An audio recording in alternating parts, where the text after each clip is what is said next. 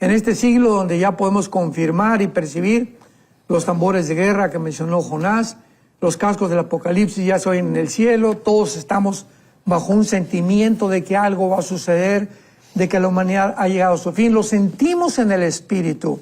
Y además para cumplirse las profecías que se necesitan cumplir. En primer lugar, Estados Unidos no aparece en la Biblia.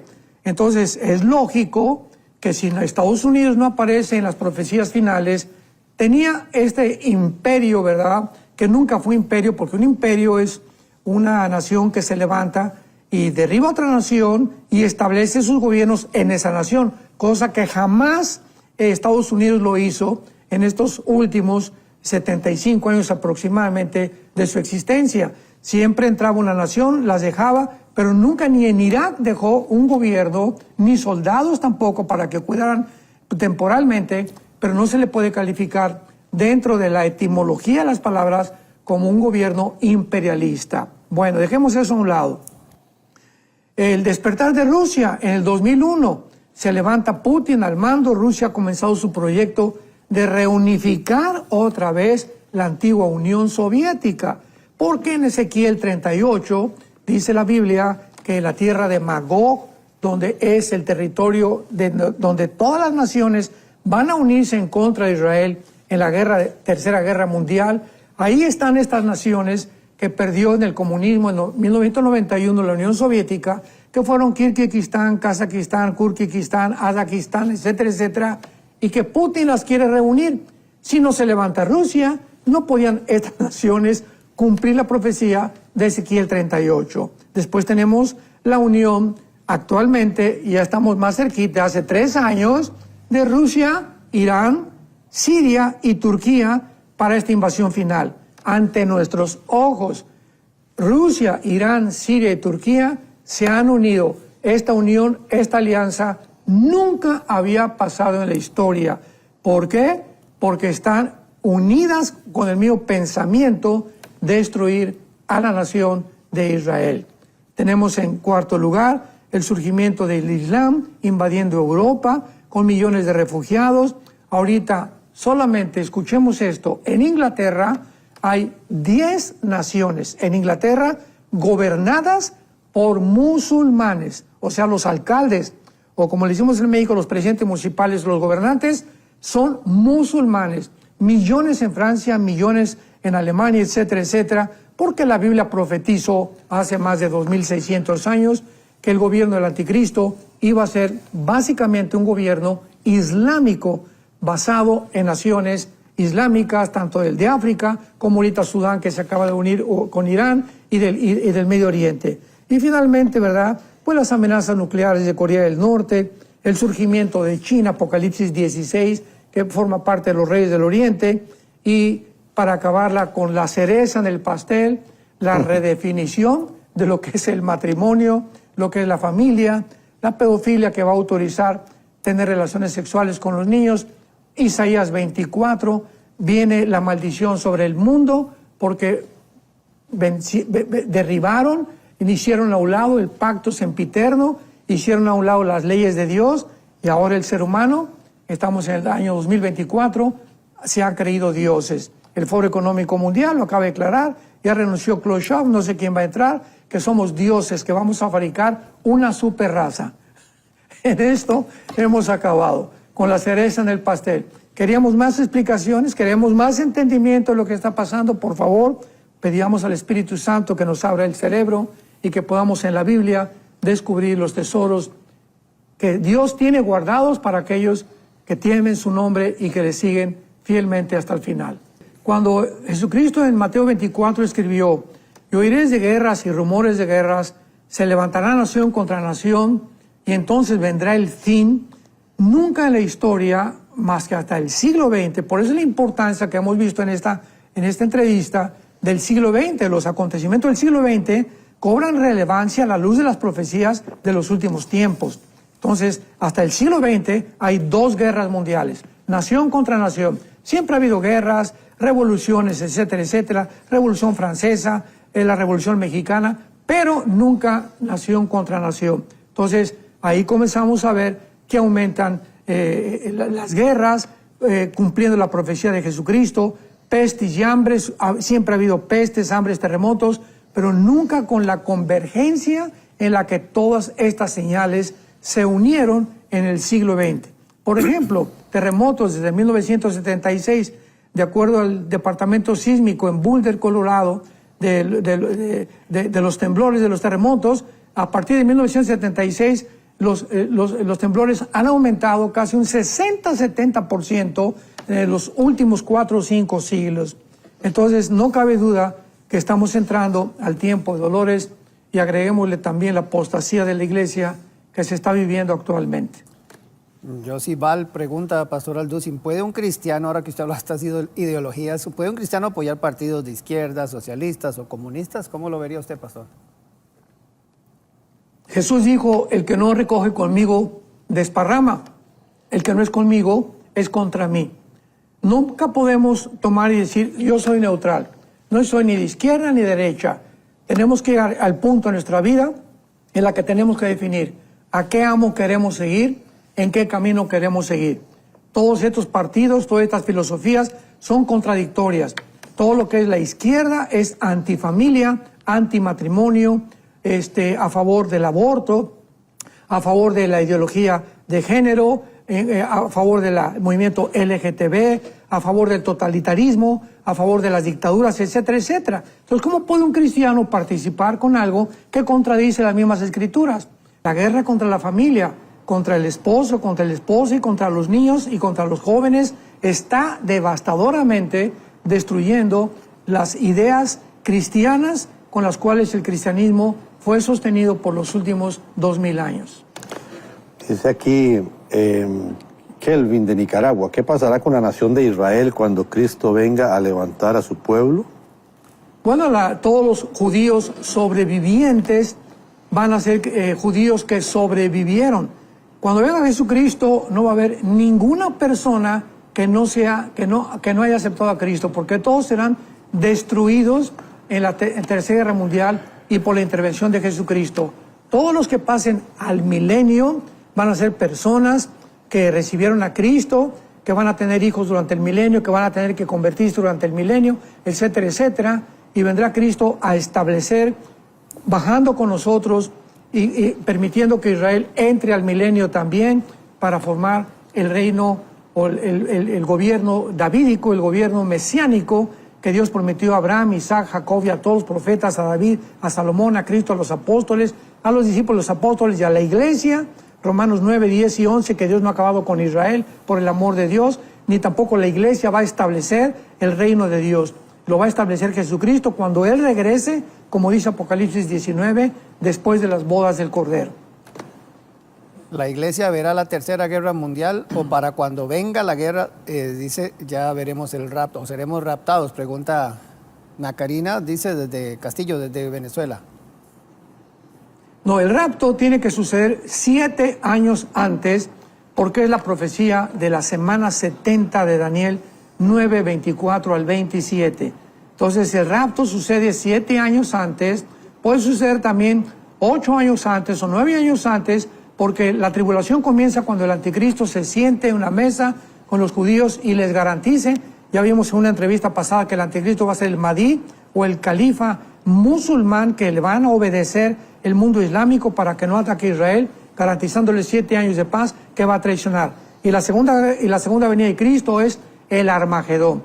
Y ahí nosotros ya no estamos. 7 años antes estamos en el cielo. 1 Corintios 3 del 10 al 12, Romanos 14, 10, 2 Corintios 5, 10, en lo que se conoce como el tribunal de Cristo, donde mientras está la tribulación, la iglesia está siendo juzgada no por nuestra salvación, porque la salvación no la podemos perder, sino por las obras que hicimos o dejamos de hacer, para que cuando bajemos con Cristo en la segunda venida, ya tengamos asignados los cristianos las posiciones en las que vamos a ocupar durante el milenio. Muchos van a tener tronos, muchos van a reinar en otras naciones. Entonces todo esto se determinará antes de la segunda venida de Jesucristo. Bien, gracias a Dios, aquí sufriendo con los 100 grados de temperatura aquí en Dallas. Sí. 100 grados. Sí, Se viene para 110 grados el mes que entra y en agosto. Bueno, pero Así es normal, ¿no? Siempre, claro, uno relaciona con el calentamiento global y que toda la cosa, pero siempre lo hemos... Es increíble que estemos preocupados por que suba la temperatura y no que sube el pecado. La temperatura del pecado, sí. Dicen, oye, que estamos alarmados, está subiendo la temperatura. No estar alarmados de que suba tanto el pecado, lo que debería alarmarnos. Sí. ¿Verdad? Bueno, definitivamente en eso es cierto, pero uno oye tantos, trato de escuchar, no ambos bandos, porque hay como 15 bandos, ¿verdad? En cuanto a todo esto del calentamiento global. Hay muchas posiciones y gente tan inteligente y tan estudiosa, tiene posiciones tan diferentes, ¿verdad? Entonces uno dice quién tendrá la razón, pero mi amigo Miguelito dice, Dios no es tonto, ¿verdad? Y eso yo creo que en ese sentido estoy más tranquilo yo en que bueno, Dios sabe. Hay una realidad. El mundo no va a acabar por calentamiento global. Es una cortina de humo que políticamente están aventando, ¿verdad? El mundo va a acabar por el pecado, el mundo va a acabar por la radiación nuclear, pero no por un calentamiento global. No. Así que es uno de los temas que son más obsoletos para tratar, porque es pura mentira, es pura publicidad, pura propaganda falsa. Bueno, Roger, entonces hoy tenemos un material que las personas ahí anoche lo recibí, no he podido, estaba en funciones de abuelo y etcétera, pero no puedo verlo. Ahora los nietos son los culpables. Pero bueno, usted que nos está viendo. Usted ahorita va a estar en esas, así que entiendo que hay noticias. Ah, sí, claro. Lo han hecho público. Ah, sí, claro. En noviembre, sí, no, hasta pero... una camiseta ya nos hicieron de los abuelos, pero en noviembre, con el favor de Dios, ya vamos a estarlos entendiendo. Ustedes dos, estoy aquí al frente de dos abuelitos. El mío viene en camino, bueno, es una niña, gracias al Señor, ya nos dijeron que era una chiquita. Niña, eso te iba a preguntar, que si habían hecho público que era una niñita. Sí, claro, es una niña, así que gracias al Señor y todos orando para que, gracias a Dios, los exámenes y todos dicen que va perfecto. Así que muchas gracias al Señor por eso. Pero a cada uno de ustedes avisarles que el pastor Alducin nos ha compartido del tema que tenemos hoy, hablando de la importancia de las señales bíblicas, que creo que eso es muy importante. Nosotros que nos llaman, quienes estamos o giramos en torno a la palabra de Dios, a la Biblia, creo que es muy importante que atendamos a las cosas que la palabra del Señor nos apunta, nos dice. Así que él ha compartido un documento.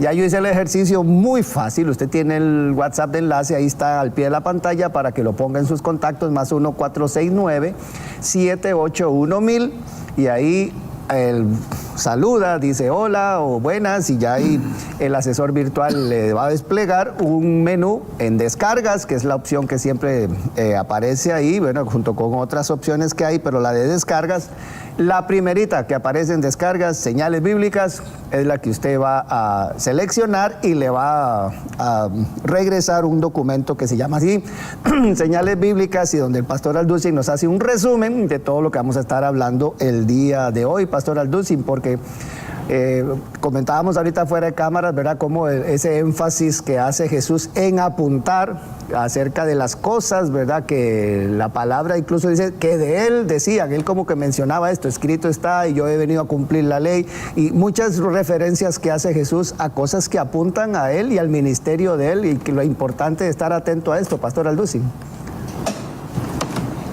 Sí, muy bien, Roger, exactamente, así es. Solamente tenemos que recordar algo, el 30%, o sea, una tercera parte de la Biblia es escatología, es profecía. Una tercera parte de la Biblia trata con el futuro. Y Dios tiene desde luego una razón, porque no hay nada que Dios haya hecho sin ninguna razón. Todo lo que ha creado Dios le sirve y lo usa. Fue precisamente para poder advertirnos, alertarnos, pero como lo vamos a ver en esta mañana, principalmente Jesús lo hace para que podamos nosotros corroborar, comprobar su deidad. Y eso Jesucristo, vamos a ver algunos pasajes, lo repite continuamente. Por ejemplo, en Lucas 21:36, ¿qué exhortación se nos da? Velad en todo tiempo, orando para que seamos tenidos por dignos para que seamos considerados como dignos de escapar. ¿De escapar de qué cosas? Pues de la gran tribulación, de todas las cosas que vendrán y de estar en pie delante del Hijo del Hombre. Entonces Jesucristo pone un énfasis continuo en velar, abrir los ojos, estar atentos. Y una de las tragedias más grandes de la Iglesia en los últimos 30 años es que la escatología se puso a un lado. Muchos porque dicen, pues, que hay muchas contradicciones, no lo entiendo, o hay muchas formas de interpretar, pero es que se requiere diligencia, paciencia, que podamos entender que Dios no los dejó así. Si no, el Apocalipsis no comenzaría con las palabras, dichosos los que leen y los que practican las palabras de esta profecía. Hay una bienaventuranza importantísima en el Apocalipsis. Así que Dios tiene un programa que nos ha dejado ya desarrollado de una forma detallada e impresionante para que podamos corroborar realmente que la Biblia es la palabra de Dios, que no hay ningún otro libro que se le pueda asemejar, y que si Jesucristo hizo estas profecías es porque es realmente Dios en la carne. Ahora, algo importante, Pastor Alducin, es porque el tema habla acerca de señales. Nosotros, cuando uno anda en carretera, para poder estar seguro que uno va por el camino correcto, uno empieza a ver, ¿verdad?, que las señales, y esta es la ruta, este es el camino, ahí está, ese es el pueblo al que yo voy, esta es la dirección exacta, incluso voy bien a la velocidad que dice, pero en el caso de la Biblia, y uno ve como, si de algo podemos confiar en el Señor, es que lo que Él ha profetizado se ha cumplido. Él es un Dios que cumple su palabra, y en el caso de las señales, cómo entender la generación que estamos viviendo, Pastor Alducin, para saber interpretar las señales que uno lee en las Sagradas Escrituras. Claro, muy buena pregunta y buena reflexión para poder realmente determinar la respuesta. ¿Acaso somos nosotros? Es una pregunta importantísima. ¿Realmente seremos nosotros la última generación que vamos a ser testigos del cumplimiento de las profecías finales? Esto es muy importante. Y aquí tenemos fácilmente para mencionar, Israel ha resurgido y ha recobrado su independencia como nación en 1948. Las naciones que formaban el antiguo Imperio Romano se están alineando. Lo vamos a ver más adelante, de acuerdo a la profecía de Daniel capítulo 2. La alianza de naciones que está dispuesta en Ezequiel 38 para atacar a Israel, que fueron enunciadas, profetizadas, referidas hace casi 2.700 años, se están formando delante de nuestros ojos. Las naciones árabes se están uniendo ya todas para transformar la península ibérica en una nueva Europa. Las naciones africanas por primera vez han abandonado Estados Unidos, la cobertura de Estados Unidos, se están volviendo a Rusia las naciones africanas, y además el desenfreno, la depravación, la degradación inmensa, ¿verdad?, imparable que hay moralmente en el mundo. Los rabinos judíos ya están listos para la construcción del tercer templo y estamos al borde de una tercera guerra nuclear. O sea que, además de todo esto, la tecnología y la genética moderna han llevado a creer al ser humano que somos dioses, y no cabe duda que somos la primera generación que debe estar sobre todas las demás generaciones vigilando todos estos eventos y esperar en cualquier momento que millones de personas seamos sacadas de este mundo mediante el rapto de la iglesia. Con respecto a lo del templo, doctor, bueno, he escuchado, ¿verdad? He escuchado, bueno, tal vez es especulativo de que ya está construido, de que es prefabricado, que ya tienen el lugar, que no sé qué. Para usted, ¿en qué lugar se encuentra? ¿Cuánto después de eso? ¿Qué va a ocurrir? ¿O antes o después en cuanto al templo específicamente? Sí, eso, el templo, ¿verdad? Es una verdad. Hebreos, Daniel 9:27, Apocalipsis capítulo 20, 2 Tesalonicenses capítulo 2. Hay muchísimas evidencias de que se va a reconstruir un tercer templo. Y claro que, como dice Jonás, la pregunta es cuándo, cómo, en dónde, por quiénes, va a ser igual que el antiguo templo, etcétera, etcétera. Son las preguntas que tenemos que contestar.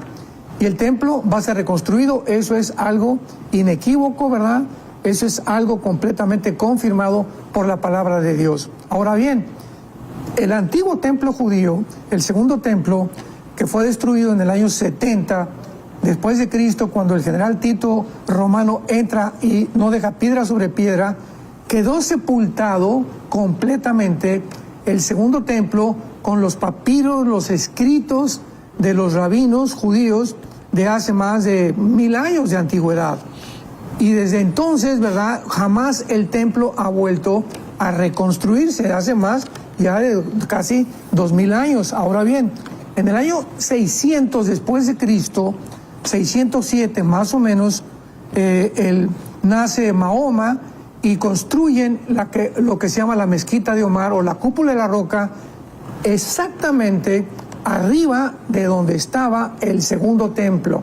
O sea, esto actualmente hace una imposibilidad de que los judíos o los rabinos puedan reconstruir su templo, porque tendrían que destruir la mezquita, y para ellos el lugar es sagrado. No solamente el templo, tiene que ser en el lugar específico donde Dios determinó bajo el antiguo pacto. Entonces, ¿qué va a pasar? Pues van a pasar muchas cosas. En primer lugar, cuando el anticristo surja, va a ser un pacto con los judíos, Daniel 9, 24 al 27, y él va a determinar que los judíos no sean molestados. Va a ser una de las garantías que el anticristo les va a dar, porque va a ser la única persona de poder detener al Islam y decirles, ¿verdad?, van a reconstruir su templo o la mezquita la van a cambiar, algo va a suceder, pero el templo va a ser reconstruido. Entonces ahorita, pues los judíos, los rabinos, ya han desarrollado un proyecto llamado el Instituto del Templo, donde ya tiene absolutamente casi toda la ropa del sumo sacerdote, todos los instrumentos que se usaban, el platón, el altar, etcétera, etcétera. Y les falta la famosa vaca alazana o la vaca roja, que se tradujo en inglés. Y esta vaca sirve para la purificación de los pecados. Y mientras no tengan una vaca alazana que no tenga un solo pelo, o sea que todos los pelos, esto es impresionante, tengan el color de alazano rojizo o cobrizo, no pueden ellos realmente iniciar la construcción del templo. Ya vimos que en Texas había 2 vacas que mandaron, finalmente no fueron aprobadas. Ahora había un proyecto de construcción a 6 meses que iban a hacer algo fuera de la mezquita de Omar, pero nada de esto se ha llevado a cabo de una forma oficial ni formal por los rabinos. Así que esperemos hasta que haga su aparición el anticristo para que este tercer templo pueda ser reconstruido. ¿Y cómo determinar? Porque uno ve, Pastor Alducin, cuando el Señor resucita, los discípulos se vuelven a ver diciendo, uy, esto fue lo que nos dijo. O sea, Él nos habló de esto de previo y lo cumplió. Y empezaron a ver muchas cosas que en la palabra estaban escritas acerca de Él. Incluso cuando se encuentra aquellos camino de Maús, que dice que empezó a hablarles de todas las cosas que desde Moisés, ¿verdad?, hasta sus días se habían escrito de Él.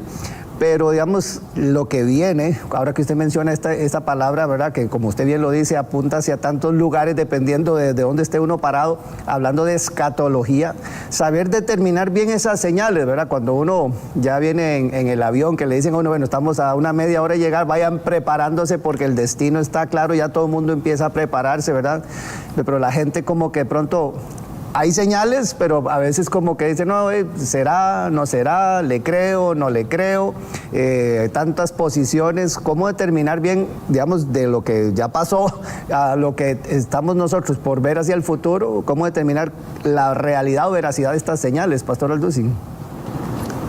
Jesús puso muchísimo énfasis en lo que tú acabas de mencionar. Por ejemplo, cuando Él resucitó de los muertos, sus discípulos recordaron lo que Él ya les había dicho, y dice la Biblia, y creyeron en Él. Claro que cuando hablamos de la salvación es por la fe, desde luego, Romanos 10, 15, y la fe es por el oír la palabra de Dios.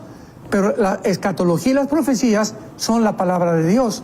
Entonces las profecías también tienen esa importancia, tienen esa motivación, tienen ese principio de poder motivarnos, fortalecer nuestra fe, corroborar realmente la exactitud, la confirmación de que la Biblia es la palabra de Dios y que Jesucristo es el Mesías. Por ejemplo, en Juan 2:22, dice la Biblia: por tanto, cuando resucitó entre los muertos, sus discípulos se acordaron que había dicho esto y creyeron la Escritura. Vemos cómo la profecía que Jesús les dijo con anticipación se cumple y resucita de los muertos. Ellos lo comprueban. Dios mío, lo que Él nos dijo era verdad. Él volvió a vivir. Y la palabra que Jesús les había dicho. Veamos otro ejemplo en Lucas 24, dice el capítulo, versículos del 6 en adelante, que esto también es algo que se sucedió y que corrobora las palabras de Jesús. Dice los versículos 6 al 9, Lucas 24, del 6 al 9. No está aquí, sino que lo resucitaron. Llegan las mujeres y comienzan a compartir el milagro de la resurrección. Y dice adelante: acuérdense de lo que les habló cuando aún estaba en Galilea, diciendo: es necesario que el Hijo del Hombre sea entregado en manos de hombres pecadores, que sea crucificado y resucita al tercer día. Entonces ellas se acordaron de sus palabras. Vemos entonces el énfasis que pone Jesucristo en a profetizar, en anunciar el futuro, para que cuando las cosas se cumplieran, pudiéramos nosotros corroborar que realmente Él es la verdad, el camino y la vida. Nunca jamás Buda, nunca jamás Mahoma, nunca jamás Zaratustra, nunca jamás Nostradamus, ni Jim Dixon, ni todos los falsos profetas que hay ahorita han podido decir: voy a morir en tal y tal fecha, me va a suceder esto, me van a entregar cierto tipo de personas, va a suceder esto después de mi muerte, cuando esté colgado en la cruz. Estas son las palabras que voy a mencionar. Nadie se ha atrevido a poder confirmar, a poder predecir con tantos detalles un evento como lo hizo Jesucristo. Recuerdo hace algunos años, en los 90s, cuando el Dalai Lama le dijo al Papa Juan Pablo II que él iba que él era Dios. Y entonces le preguntaron, saliendo del Vaticano, le preguntaron al Dalai Lama que entonces podría él decir que ella iba a resucitar. O sea, si él decía que él era Dios, pues que Jesucristo lo anunció con mucha anticipación. Y el Dalai Lama pues se quedó callado y no contestó. O sea, cuántas barbaridades se dan en nombre de la profecía, ¿verdad? Y vemos también, en último lugar, para contestar esta pregunta, en Isaías capítulo 44, de qué manera los profetas del Antiguo Testamento, o sea, la consistencia de la Biblia, la unión de la Biblia, de todo lo que los profetas dicen, lo que escribieron los apóstoles, los discípulos, Jesucristo, los patriarcas, es absolutamente milagroso, sobrenatural. Isaías 44, hace 2700 años. En el versículo 7 lanza Dios un desafío, un reto al mundo entero. Isaías 44, 7, y dice Dios: ¿quién proclamará lo venidero? Está preguntando Dios. Lo declarará y lo pondrá en orden, como hago yo desde que establecí el pueblo antiguo. Dice Dios: ¿hay algún otro libro? Por favor, sácalo. ¿Tienes algún escritor preferido? Tráemelo también. ¿Algún profeta que tú adores o que tú creas un gran hombre en la historia? Bueno, examinemos la literatura de los millones de volúmenes que existen en el mundo y veamos en qué libro se encuentran las profecías tan exactas, con tanta anticipación, y el orden en el que los eventos históricos sucedieron, como sucedieron todos los levantamientos, el surgimiento de todos los imperios mundiales. El imperio asirio, egipcio, babilonio, medo-persa, los griegos, los romanos, y el sexto y el séptimo imperio que vienen actualmente estuvieron profetizados en orden cronológico, tal como la Biblia lo estableció, con cientos de siglos de anticipación. Aquí se mencionan porque sí, podemos hablar de profecías que faltan de cumplimiento, pero hay profecías que se cumplieron en Jesús. y usted menciona algunas de cómo estas profecías que apuntaban a nuestro Señor se cumplieron y ellas nos pueden llevar a tener fe en Él, porque qué importante saber que a quien esperábamos y por qué lo esperábamos se pudo cumplir al pie de la letra como se le estaba esperando y se puede ver cumplimiento en Él. Claro. Veamos nosotros otro ejemplo, el Salmo 22. 1000 años antes de que Cristo fuera puesto en la cruz, 1000 años antes de que Jesucristo pudiera llevar a cabo su obra de redención, ya estaba escrito por el profeta David, porque David fue profeta, sacerdote y rey. Cumplió los 3 ministerios que estaban prohibidos para ninguna persona. Había un sacerdote, había un profeta y había un rey. Pero David es el único individuo en el Antiguo Testamento que cumple los 3 ministerios, lo mismo que cumplió Jesucristo. Jesucristo fue profeta, fue rey, ¿verdad? Y fue sacerdote, el sumo sacerdote. Pero David escribe 1000 años antes en el Salmo 22. Las palabras 1000 años antes, o sea, 700 años antes de que Isaías también lo profetizara, que Jesús iba a pronunciar en la cruz. Dios mío, ¿por qué me has desamparado? ¿Por qué estás tan lejos de mi salvación? Más adelante dice, versículo 14, he sido derramado como aguas, mis huesos se descoyuntaron. Todo esto, enfatizo, repito, sucedió en la muerte de Cristo. Mi corazón fue como cera, derritiéndose en medio de mis entrañas. Como un tiesto se secó mi vigor y mi lengua se pegó a mi paladar y me han puesto en el polvo de la muerte. Una vez me preguntaron que si la Biblia declaraba o mencionaba cuál era la causa por la cual Cristo murió, de una forma médica, de una forma científica. Entonces, no murió de asfixia, porque regularmente los crucificados les rompían los meniscos de las rodillas para que el cuerpo se colgara y entonces el diafragma ya no pudiera respirar. Y si no habían muerto después de estar varias horas crucificados, finalmente los romanos los remataban para que murieran asfixiados. Sin embargo, esto es increíble, en Cristo no sucedió esto, que todo lo que le hacían a los demás cientos de crucificados no sucedió con Cristo, porque estaba profetizado en Deuteronomio que no le iban a romper ningún hueso. Entonces, cuando el centurión romano se acerca a la cruz y ve a Jesucristo, él era experto en las muertes y él determina que ya estaba completamente muerto, pero no le rompe los meniscos, sino que agarra la lanza y de la izquierda a la derecha lo atraviesa de lado. Y Juan el apóstol escribe en su evangelio, vi salir una gota de sangre con agua de su costado. Entonces, de acuerdo a la cardiología moderna, es a lo que voy, se corrobora que el corazón está envuelto por una capa que se llama el pericardio. Y cuando el pericardio se rompe, entonces podemos observar el fenómeno de la sangre mezclada con agua, que fue la que le salió del costado a Jesucristo, demostrándonos este aparentemente simple hecho científico, que Jesucristo muere, ¿verdad?, cuando el corazón le explotó dentro de él. ¿Cuál fue la causa que mató a Cristo? No fue la asfixia, no fue el desangramiento. Jesucristo murió de dolor moral. Cuando el pecado tuyo y mi pecado fueron puestos sobre su persona, le explotó el corazón de dolor. Fue tan grande el dolor que nadie lo pudo ver, simplemente se confirmó con la mezcla de sangre con agua. Y fue lo que dice el Salmo 22, 1000 años antes de la cardiología. Mi corazón fue como cera, o sea, se derrite completamente el corazón y se mezcla la sangre con el agua.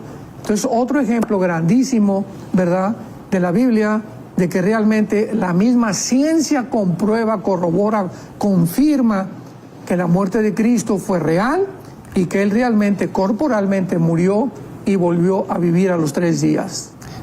Señales bíblicas, la importancia de las señales bíblicas es el tema que estamos tratando el día de hoy. Bueno, estamos en la orquesta, el pastor Alducin está tratando con nosotros y ha compartido un documento que usted lo puede descargar totalmente gratuito en el WhatsApp de enlace, ahí al pie de la pantalla está apareciendo el número, más 1-469-781-1000. Ahí en descargas aparece la primerita, señales bíblicas, para que usted lo pueda descargar y pueda cotejar todas las notas y todos los pasajes bíblicos que se están exponiendo el día de hoy, Pastor Alducin. Me gusta incluso desde el mismo título, señales bíblicas, porque al final, bien lo mencionaba usted, hoy día pues y desde siempre se han movido diferentes corrientes, diferentes líneas de pensamiento, pero si algo nos rige a nosotros es la palabra de Dios. Y yo creo que, Pastor Alducin, porque usted habla aquí incluso de la aparición de estas señales, creo que recordaba ya en Hechos 17, ¿verdad? Creo que es que aquellos hombres de Berea que dicen que ellos empezaban a estudiar y a escudriñar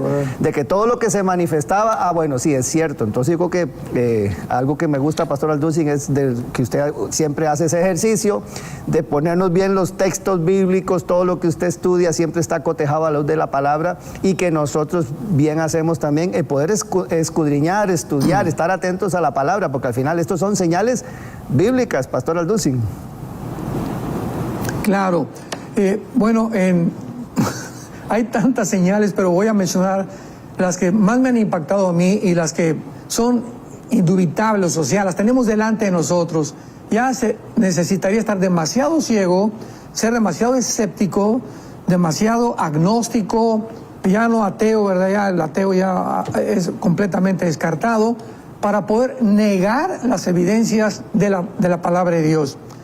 En Daniel 12, versículo 4, hace 2600 años, una de las señales más grandes de que nos encontramos realmente en la última generación se encuentra en Daniel 12, 4, cuando el ángel Gabriel le dice a Daniel: Daniel, en los últimos tiempos el conocimiento aumentará. Y nunca hasta el siglo XX, jamás en la historia, habíamos avanzado en la tecnología científica, tecnológica, física, biológica, etcétera, etcétera, etcétera, como avanzamos en el siglo XX. En otras palabras, después de casi 6,000 años, brincamos del burro al motor de gasolina. En 1904, el primer carro Ford, modelo T, corría a 25 kilómetros por hora. En 1906-07, los hermanos Wright, norteamericanos, la primera tentativa de volar. En 1929, Alejandro Fleming descubre la penicilina. En el 36-37 se hace el proyecto Manhattan para producir, bombardear el elemento del uranio 235 y producir la fisión nuclear. Y así podemos ver en el siglo XX el primer carro, los aviones, la penicilina, la fisión nuclear, llegamos a la Luna en el 69, la primera estación espacial en los 60s, en los 70s el Internet, los satélites de telecomunicación, y de los 70s, 80s al siglo XXI, donde nos encontramos, ¿qué nos sorprende ya? Daniel le dice al ángel Gabriel: el conocimiento aumentará. Entonces, este aumento, ¿verdad?, repentino, exabrupto del conocimiento, nosotros somos la generación que lo hemos presenciado. Luego Jesucristo dice en Mateo 24, porque habrá guerras y nación contra nación y reino contra reino. Siempre ha habido guerras. El Instituto para la Investigación de la Paz en Suecia, Estocolmo, Suecia, nos dice que de casi los 6,000 años de historia del ser humano, ha habido 25 años de paz, nada más. 6,000 años de historia, 25 años de paz. Entonces cualquiera podría decir, bueno, siempre ha habido guerras, pero nunca como en el siglo XX pasado, cuando la Primera Guerra Mundial y la Segunda Guerra Mundial cumple Mateo 24, del 6 en adelante, donde Jesús dice: pero se levantará nación contra nación y reino contra reino. Entonces parece que entramos desde el siglo pasado a un principio de dolores. Y así podíamos nosotros continuar mencionando el surgimiento del antiguo imperio romano. Se profetizó en Daniel capítulo 2 el estatua de Nabucodonosor, el reino de Babilonia, Persia, que son Irán actualmente, Grecia y Roma, las dos piernas de la estatua de Nabucodonosor, y los 10 dedos. Y es increíble que la Biblia diga con tanta exactitud que cuando estos 10 dedos se formen, o sea, 10 naciones que desciendan del antiguo imperio romano, entonces vendría y se formaría el reino de Jesucristo. Veamos lo que dice aquí en el capítulo 2 de Daniel, versículo 44. O sea, los 10 dedos termina la estatua de la profecía de todos los imperios mundiales. Cuando una piedra cae y pega en los pies de la estatua, y todos estos imperios se convierten en el polvo y se los lleva el aire. Vemos entonces que la piedra representa a Jesucristo viniendo cuando estos mismos imperios vuelvan a resurgir, pero ahora dirigidos por los 10 dedos o por 10 naciones que tienen que descender forzosamente del antiguo imperio romano. Y Roma conquistó el norte de África, el Medio Oriente y casi Europa occidental. Pero dice así la profecía de Daniel, capítulo 2, versículo 44. En los días de estos reyes, o sea, de los 10 dedos, pongamos atención, en los días de estos reyes, el Dios del cielo levantará un reino que no será jamás destruido. En los días cuando estos 10 naciones se unan para gobernar el mundo y después se le entregarán el poder al anticristo, de acuerdo a Apocalipsis 17, del 10 en adelante, vendrá Jesucristo, el reino de Jesucristo, nadie lo desmenuzará y permanecerá para siempre. De la manera que viste del monte que fue cortada una piedra, no con mano, la cual desmenuzó el hierro, que es Babilonia, el bronce, que es Medo-Persia, el barro, que es Grecia y Roma, la plata y el oro, el gran Dios ha mostrado lo que ha de acontecer en lo porvenir. O sea, de la misma forma que estos imperios fueron derribados, Dios nos está diciendo, antes de que mi hijo venga, volverán a formarse estos imperios. Babilonia es Siria e Irak, Medo-Persia es Irán, que está delante de nuestros ojos, Grecia y Roma y las naciones de Roma y Europa que están a punto de converger otra vez en una unión más fuerte con el Medio Oriente, y es cuando viene Jesucristo. Y así podríamos surgir con el enfoque del Medio Oriente que se ha dado, porque la Biblia dice en Zacarías 12, versículo 2, que cuando todas las naciones se junten contra Jerusalén, estaremos en el tiempo a punto de la Tercera Guerra Mundial. Así que estamos en un mundo maravilloso, un mundo peligroso al mismo tiempo, un mundo incierto, un mundo confundido, donde ya no sabe la gente, los políticos, los filósofos, ya la biología, la genética, la ciencia no es ciencia, es ciencia ficción. Estamos en ese punto crucial de la historia bíblicamente, para que cuando veamos estas señales, otra vez la advertencia de Jesucristo, pongamos atención, porque repito, ya no se sabe estas señales, ni lo que está pasando, ni la relación que tiene con la Biblia. Y cuando vemos esto convergir, estamos a punto ya de que Jesús venga por nosotros. Sí, menciona usted aquí el enfoque mundial, que lo estamos viendo hacia el Medio Oriente, ¿verdad? Es como que naciones que a veces nada que ver con lo que está pasando tan lejos, ¿verdad? Se pronuncian, están queriendo entrar a opinar o a, o sea, el tema de Israel, usted lo menciona como el reloj, como un mapa mundial, lo pone aquí como el centro principal del mapa mundial, y lo estamos viendo. Ayer, creo que aquí o ayer o antier, querían impedir unos manifestantes la entrada a una sinagoga, ¿verdad? Y te iban a tener su celebración, y hubo toda una situación muy difícil aquí en Estados Unidos. Vemos cómo el tema de Israel, Medio Oriente, está tan caliente, hasta ciudades y países que yo digo que no tenemos nada que ver, no debiéramos tener como nada que ver, pero el tema está caliente, como tú dices. Y cuando comenzó otra vez la atención mundial a centrarse en el área geográfica que la Biblia dice donde va a tener lugar la Tercera Guerra Mundial, que es el Medio Oriente. ¿Cuándo volvió la atención mundial a centrarse otra vez en el Medio Oriente? Desde hace menos de 35 años, en los 90s, con la guerra de la operación en el desierto, que papá Bush, el expresidente, el papá de George Bush, hijo, llevó a cabo contra Saddam Hussein. Antes de 1991-92, que fue esta guerra, pues el Medio Oriente, ¿verdad? Pues se descubrió el petróleo, hay una guerra, Irán secuestró a algunas personas también de la embajada estadounidense ahí en Teherán, pero con la guerra de Saddam Hussein, el mundo entero regresa otra vez al Medio Oriente. Yo lo recuerdo tan bien que estaba yo en un seminario teológico que me invitaron a compartir a los estudiantes y comencé a hablarles de estas profecías. Y cuando mencioné la palabra Irak, me acuerdo que uno de los estudiantes me preguntó que si Irak era una medicina. O sea, ni siquiera habían oído la palabra de Irak, o sea, no era tan conocida como es ahorita Irak, o como es ahorita Estonia, o Lituania, o Suecia, o los países del Báltico, ¿verdad?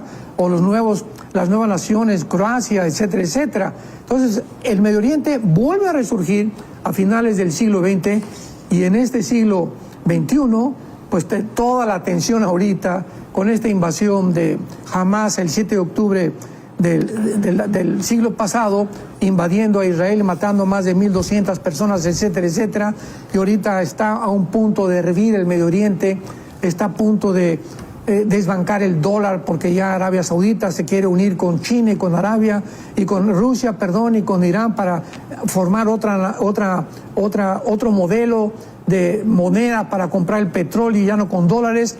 Estamos en un punto tan crucial de la historia y tan importante que pasar desapercibidas todas estas cosas sería una necedad, sería una tontería, y Cristo nos volvería otra vez a exhortar, como en Mateo 16 lo hizo a los fariseos. Oigan ustedes, Mateo 16 del 1 al 4, ven las señales de los cielos y ven cuando el cielo se junte, los arreboles se reúnen, y claro que pronostican, va a llover. Y cuando yo les doy todas estas señales, no pudieron ustedes distinguir que yo iba a venir por primera vez aquí al mundo. Todos los profetas hablaban de la primera venida de Cristo y de la segunda venida de Cristo. Todo en la semana 70 es una exactitud matemática para profetizar cuándo exactamente Cristo iba a venir cronológicamente. Y lo mismo nos hace Cristo a nosotros, y es lo más seguro, ¿verdad?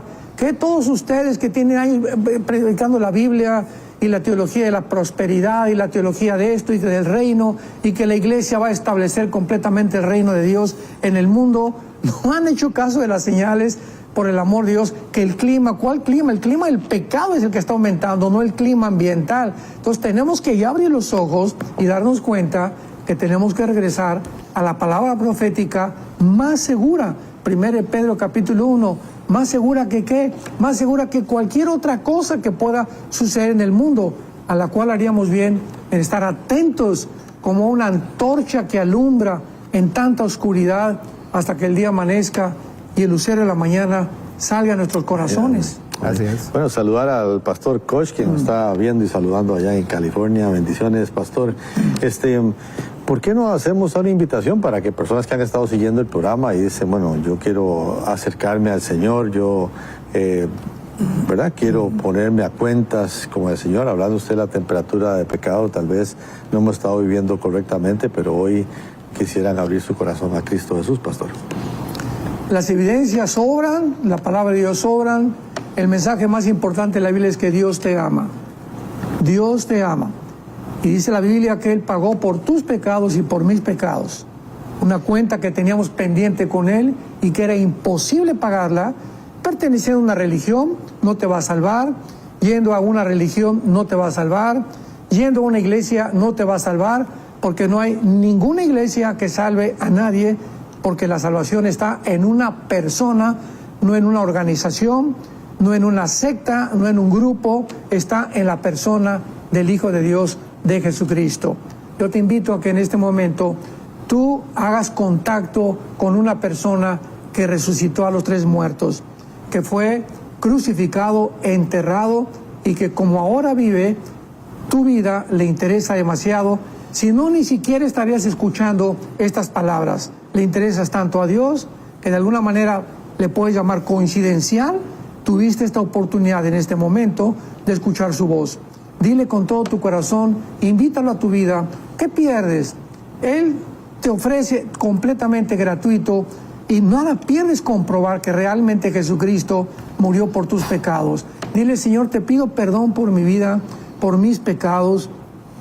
Confieso, Señor, que mi vida te ha ofendido, que en esa cruz pagaste por ellos hace 2000 años, al derramar tu sangre preciosa, que fuiste enterrado y resucitado a los 3 días.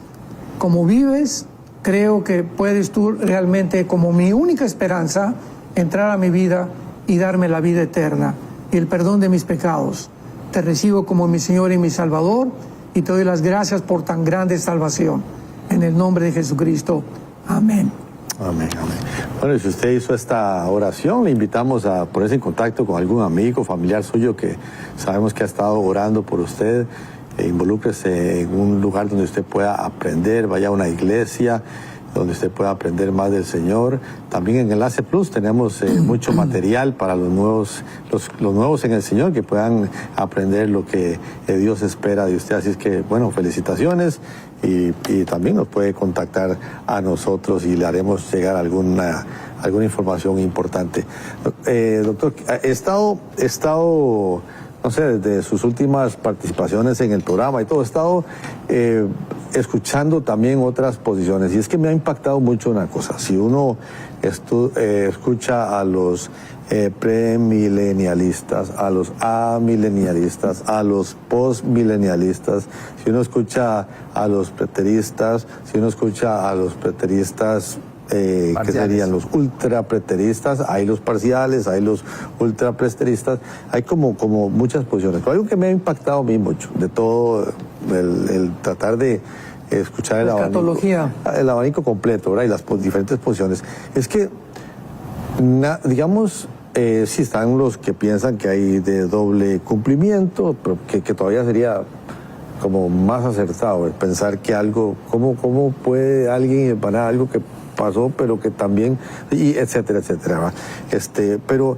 nadie, o sea, todos tienen Biblia para respaldar todos estos acontecimientos, y eso me impacta, porque uno diría, bueno, los unos dicen, no, ve que Dios más tonto, ¿cómo se le ocurre a Dios? O no, o sea, todos, ¿verdad?, bien fundamentados en la palabra, y eso me ha impactado mucho, ¿verdad?, que en las diferentes posiciones inclusive hay como, uno ve una secuencia divina impresionante. Sí, bueno, hay que considerar algo muy importante, ¿verdad? No puede haber 2 verdades, no puede haber 3 verdades, la verdad es una sola nada más. Ahora, muy bien, cuando los seres humanos venimos al estudio de la Biblia, es importantísimo nuestro trasfondo cultural y nuestro trasfondo también religioso. Entonces, una persona que ha sido educada en el catolicismo va a tener dudas acerca de si realmente Jesucristo es el único a quien se le debe adorar. Si una persona fue educada en un seminario donde se le enseña, por ejemplo, la teología y la reforma, que no hay Israel ya, futuro para Israel, que no hay reino, que no hay profecía 70 de Daniel, que no hay un reino milenial, que no hay estas cosas, pues va a adquirir la perspectiva preterista que acabas de mencionar o amilianista. Si otro estudia en otro seminario donde le enseñan, no, pues es que la primera y la segunda venida es lo mismo, y tratan de buscar en cada posición, como tú la acabas de mencionar, encuentran los versículos para poder unirlos, porque la Biblia se puede armar a nuestra propia investigación. Yo puedo comenzar, por ejemplo, los mormones te dicen, yo te demuestro que Jesucristo no es Dios, bíblicamente. ¿Y cómo lo hacen? Torciendo la palabra de Dios. Y cuando Jesús dijo, es que el Padre mayor es que yo, ya ves, Jesucristo no puede ser Dios porque dijo que el Padre era mayor que él. Otra secta, los testigos de Jehová, te dicen, no, el infierno no puede existir. ¿Cómo puede Dios destruir a alguien que diseñó, que murió por él y que fue creado a su imagen y semejanza? Entonces, cada grupo, la Biblia, el horizonte de la verdad es tan extenso, decía el gran predicador inglés Charles Spurgeon, que es imposible que un solo hombre tenga toda la verdad. Entonces así encontramos que a Isaías se le reveló una parte de la profecía, a Ezequiel otra parte de la profecía, a Abraham otra parte de la profecía, a Habacuc, a Sofonías, a Zacarías, y cada profeta, si vemos cada uno de ellos, parecería que se contradecirían, pero si comenzamos a ponerlos juntos, vemos que el rompecabezas se arma. Así sucede también con la palabra de Dios. Entonces, tenemos que ver esta parte y considerar todas las partes de la profecía, despejándonos y despojándonos de toda cultura equivocada que podamos haber recibido y abrir nuestro entendimiento para comprender que puede ser cierto que otra cosa sea verdad. Otro ejemplo, unos creen que se pierde la salvación y usan 5 pasajes o versículos del Nuevo Testamento, nada más 5, contra más de 200 que tienen más peso teológico que la salvación no se pierde.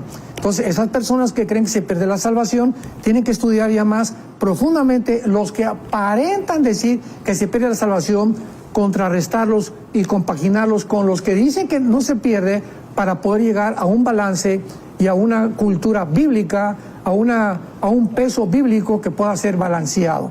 Entonces, esta es la razón por la cual hay tantas perspectivas, sin embargo, no pueden todas ser verdad.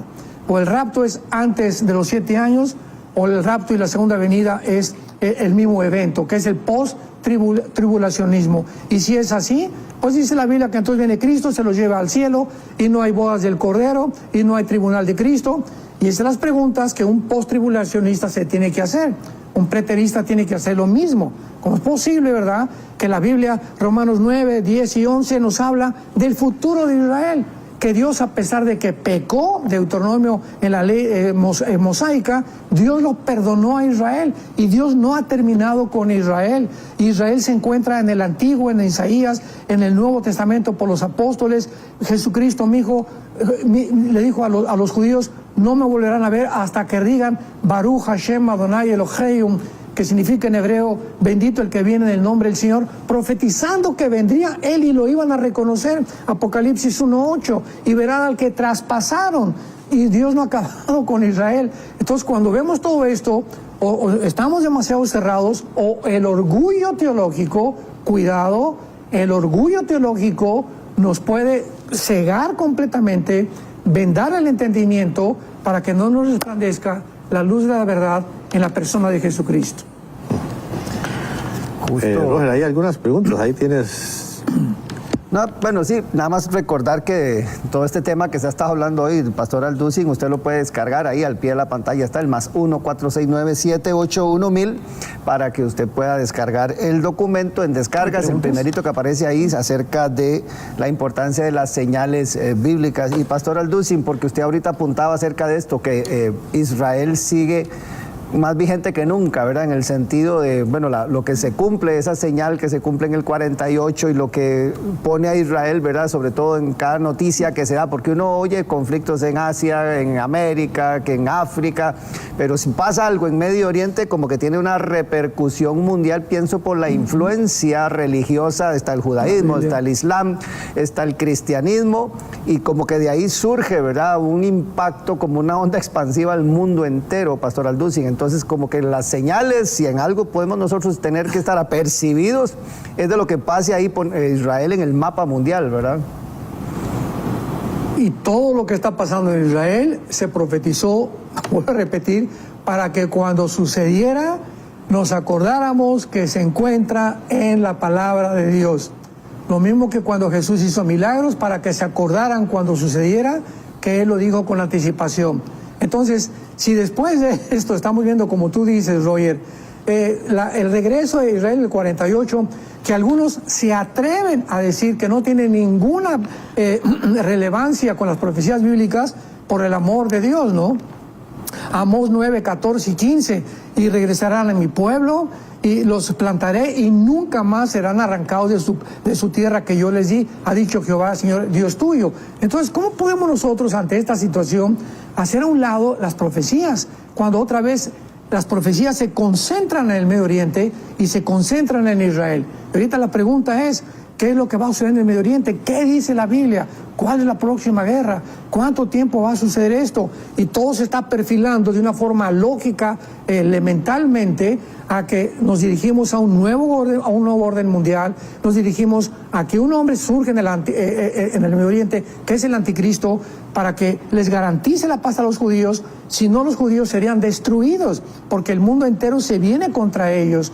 Y la Biblia profetizó en Jeremías 32, 14 y 15 en adelante, que eran indestructibles, que nadie podrá destruir Israel hasta que Jesucristo regrese. Entonces está delante de nuestros ojos estas profecías para que podamos corroborar que la palabra de Dios es verdad. Mario González desde Guatemala, debe ser primo ahí. Dice, el pueblo palestino, ¿cuáles son sus orígenes? ¿Qué pueblo o ciudad era en la Biblia? Y que bueno, son actualmente un país. Sí, jamás en la Biblia existió un pueblo palestino. Los habitantes que habitan ahorita en Gaza, que se llaman palestinos, ahí habitaron los filisteos, que desaparecieron hace más de 1000 años completamente de la historia, los filisteos, que no tiene que ver nada con los palestinos. Cuando Israel regresó en el 48, eran árabes los que estaban ahí en la tierra de Palestina, que un emperador romano le cambió el nombre a Palestina. Nunca ha habido una nación palestina, nunca ha habido un pueblo palestino en la Biblia. Siempre han existido, ¿verdad?, los filisteos y los árabes, que se llaman ahora árabes palestinos. Entonces ellos surgieron para poder tener otra clasificación étnica de sus hermanos árabes, porque sus hermanos árabes tampoco los quieren. Ahora Egipto tampoco quiere a los palestinos, Irán tampoco los quiere, Arabia Saudita. ¿Por qué no les abren la puerta si son árabes, por el amor de Dios? Son semitas, igual que los judíos, un pueblo semita. Árabes y judíos son semitas. ¿Por qué? Por la ignorancia, la mala información que